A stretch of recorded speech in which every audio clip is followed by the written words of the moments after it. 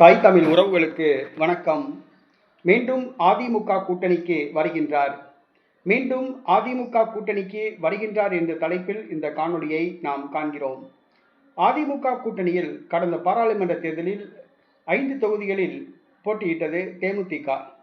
விருதுநகரில் மட்டும் நூலிழையில் தோல்வியை தழுவியது. மற்ற அனைத்து தொகுதிகளிலும் அதிகமான வாக்குகள் வித்தியாசத்தில் தோல்வியடைந்தது. அதிமுக தனக்கு ராஜ்யசபா எம்பி சீட் கொடுக்கும் என்று எதிர்பார்த்தார். அதிமுக தரவில்லை. அதனால் இழுபறியில் இருந்தார்.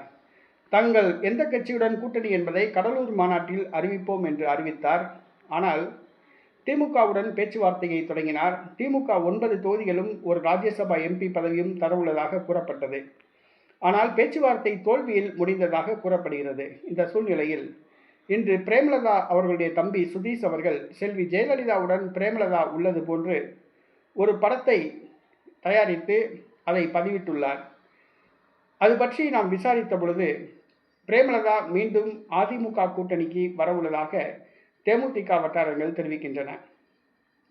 திமுகவுடன் கூட்டணி அமைத்தால் ஒற்றை இலக்கத்தில்தான் தொகுதிகள் வழங்கப்படும்.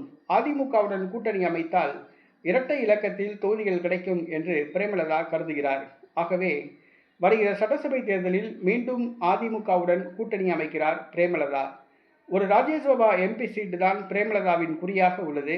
ஆனால் அதிமுக அதை வழங்குமா என்பது தெரியவில்லை. ஆனால் பிரேமலதா மீண்டும் எடப்பாடி பழனிசாமியுடன் கூட்டணியில் இணைகிறார். அதிமுகவுடன் தேமுதிக மீண்டும் கூட்டணி அமைக்கிறது.